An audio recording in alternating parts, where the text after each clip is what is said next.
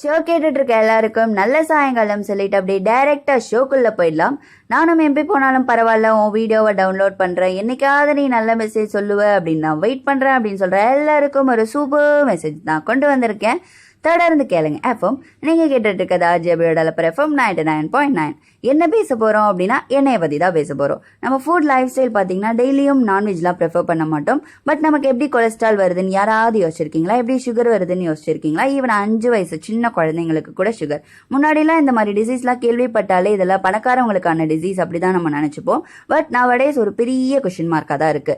Maximum நம்ம use பண்ற ஆயில்ல இருந்து தான் நமக்கான பிரச்சனை எல்லாமே வருது. நான் இது நல்லது அது நல்லது அப்படின்னு மார்க்கெட் பண்ணலாம் வரல.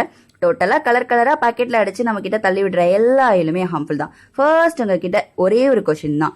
இங்க சன்ஃபிளவர் ஆயிலோட மேனுஃபேக்சரிங் பாத்தீங்கன்னா ரொம்ப ரொம்ப ரொம்ப ரொம்ப கம்மி. ஒரு சில கண்ட்ரில மட்டும் தான் சன்ஃபிளவர் கிடைக்கும்.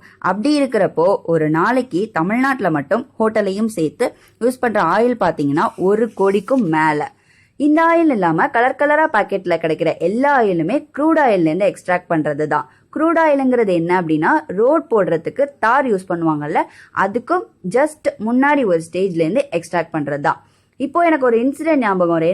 என்ன அப்படின்னா, ஒரு சில பேர்லாம் ஹைஜீனிக்னு சொல்லிட்டு வெளியிலலாம் சாப்பிட மாட்டாங்க.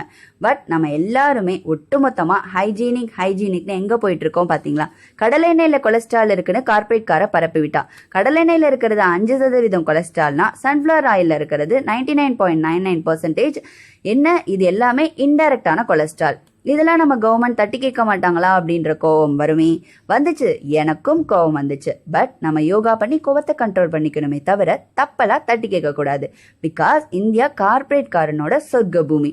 நமக்கு தேவைன்னா நம்ம தான் மாறிக்கணும், நேச்சுரலா செஞ்சுக்கணும். கொஞ்ச நாள் விற்கலைன்னா அது எக்ஸ்பைரி ஆகி அவனே கடையை சாத்திரி கிளம்ப போறான்.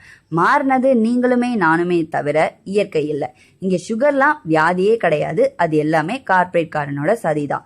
இன்னும் ஒரு என்ன மேட்ரு இருக்கு. அது வரைக்கும் ஸ்டே டியூன்டா இருங்க. தொடர்ந்து கேளுங்க எஃப்எம். நீங்க கேட்டுட்டு இருக்கிறது ஆர்ஜேபியோட எஃப்எம் 99.9.